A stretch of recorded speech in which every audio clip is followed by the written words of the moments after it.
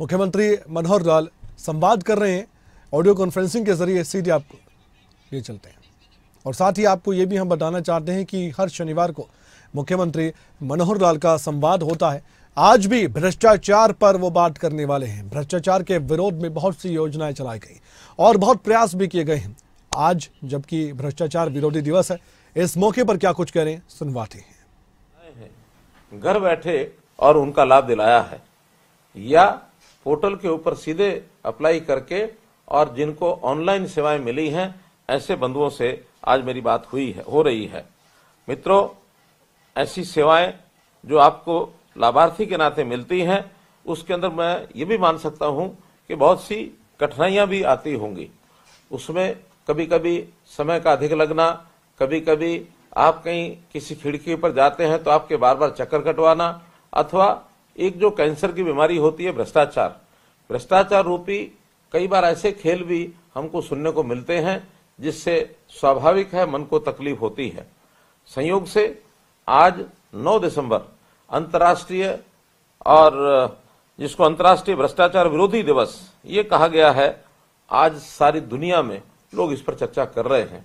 और आज आपसे मैं इसी विषय पर बात कर रहा हूं। भ्रष्टाचार एक बहुत सामाजिक बुराई है। इसको समाप्त करने के लिए वास्तव में तो जब हमने सत्ता संभाली थी 2014 में, उसी समय बहुत सी बातें ध्यान में आई थी और हमने भ्रष्टाचार को जड़मूल से नष्ट करने के लिए और उस समय एक संकल्प लिया था।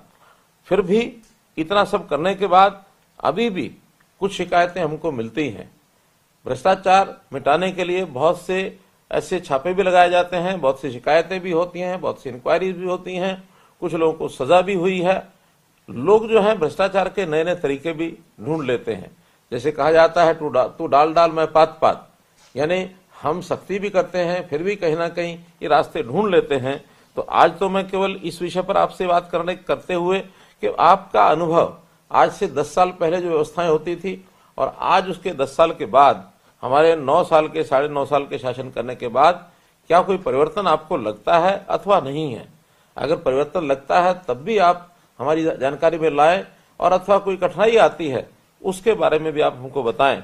मैंने अपने डिप्टी कमिश्नर्स को कहा है कि जिले में जिला उपायुक्त के कार्यालय में भी तथा ब्लॉक के अनुसार अन्य कार्यालयों में भी हम अपनी सुझाव पेटिकाएं रखें, और उन सुझाव पेटिकाओं में आप यदि हमारे पास कोई बात सुझाव के रूप में भेजना चाहते हैं तो बंद लिफाफे में उसके ऊपर लिख करके कि सीएम हरियाणा के लिए एक लिफाफे पर लिख करके उसमें डाल देंगे, तो उपायुक्त महोदय इन सब जो भी एनवलप होंगे उनको एकत्र करके वो हमारे पास भेजेंगे। भ्रष्टाचार भी कई प्रकार का ऐसा ध्यान में आता है। एक होता है आर्थिक भ्रष्टाचार, उसमें लोग हमसे पैसे की मांग करते हैं और पैसा जो है किसी न किसी रूप में हमारे से मांगते रहते हैं। कभी कभी ऐसा भी लगता है कि इस भ्रष्टाचार के अलावा हमको वो थका देते हैं, बार बार चक्कर कटाते हैं, और ताकि हम परेशान हो जाएं तो हम अपने आप कहेंगे, और कोई बीच में बिचौलिया भी हमारे बीच में आके खड़ा हो जाता है जो कहता मैं आपका काम करा के देता हूं, और वो उसका एक एजेंट बन करके और काम करेंगे। तो हम लोग इन सब विषयों पर ध्यान करते हुए कई प्रकार के जो हमने प्रयोजन किए हैं इस भ्रष्टाचार को रोकने के लिए। कानून अपनी जगह काम करता है, पॉलिसीज बनाई हैं, छापे भी लगाते हैं, रेड हैंडेड भी पकड़ते हैं। साथ में एक और अभियान भी हमने चलाया है।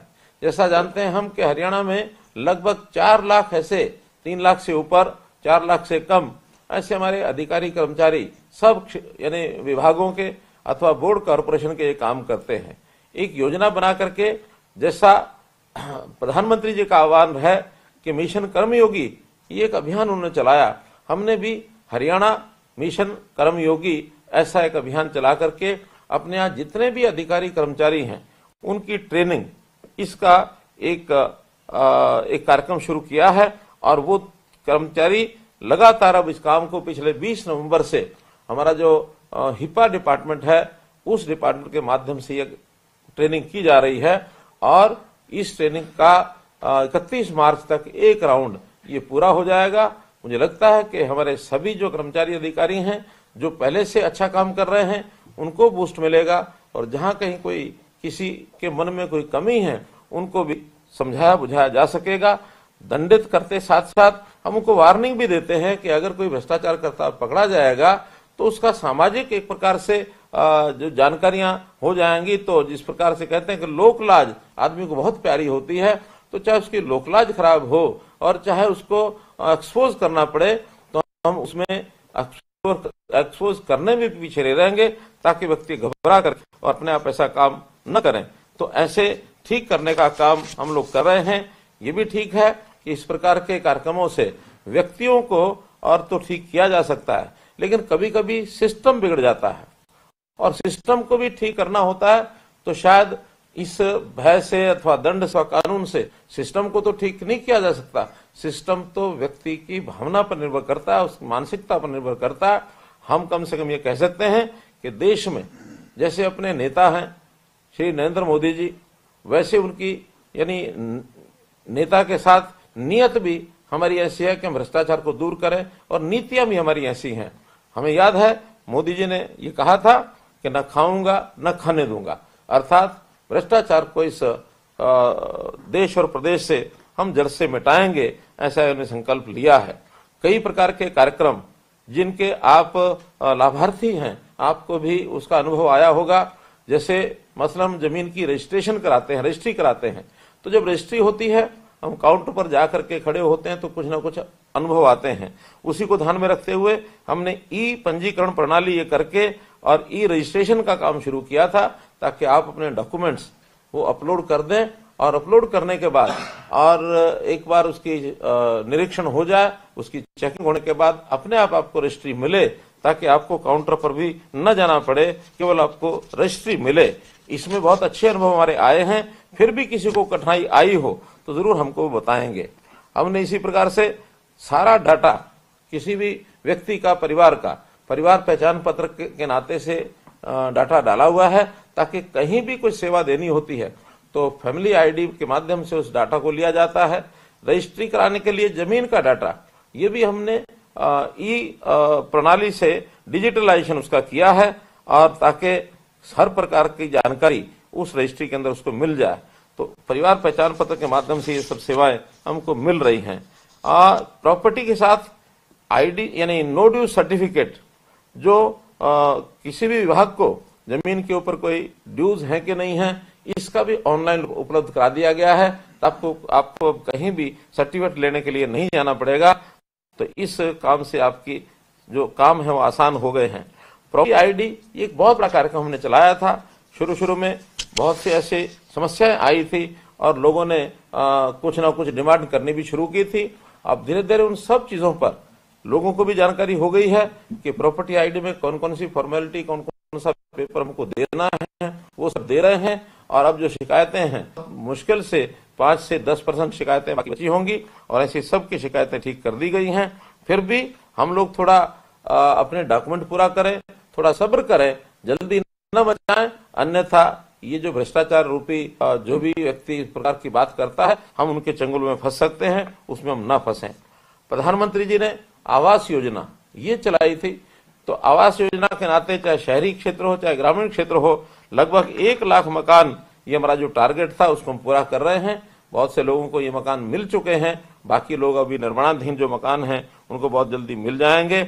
इसमें भी अगर हमने मकान अपना प्राप्त किया है, हमको अगर ये लाभ मिला है, तो इसके बारे में भी हमको जरूर जानकारी आप देंगे।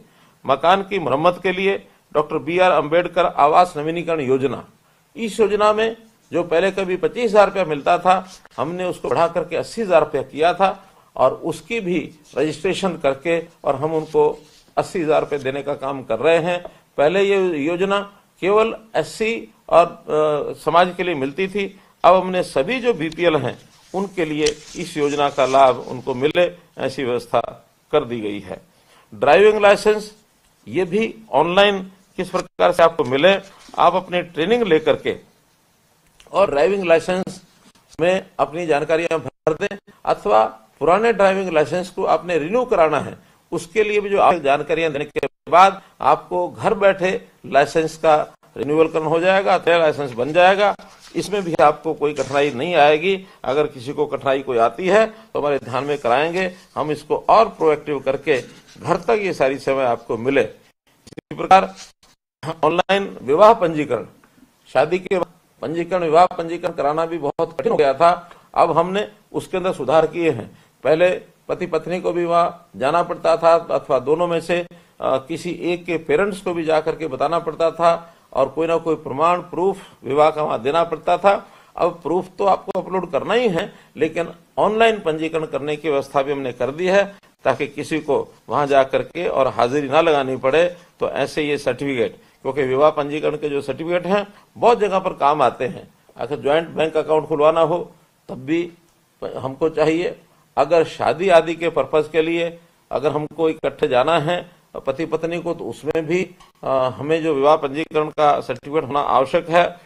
और यदि बीमा कराना है उसके अंदर भी ये विवाह पंजीकरण जो है ज्वाइंट जो होता है उसका भी हमको लेने की आवश्यकता पड़ती है।